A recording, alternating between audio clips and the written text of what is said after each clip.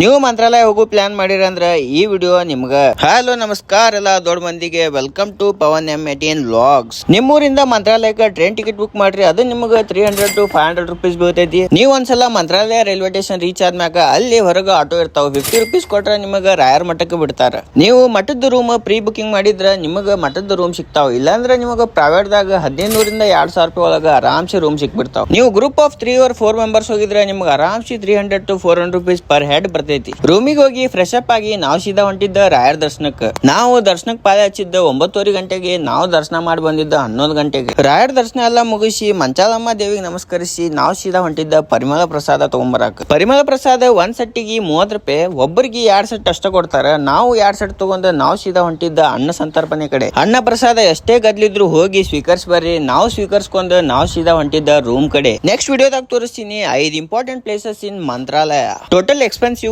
Comment ದಾಗ pin ಮಾಡೀನಿ, ಹೋಗಿ ಚೆಕ್ ಮಾಡ್ರಿ. Thank you so much for watching. ಮಸ್ತ್ ಸಿಗುಣ್ರಿ ನೆಕ್ಸ್ಟ್ ವ್ಲಾಗ್ ದಾಗ.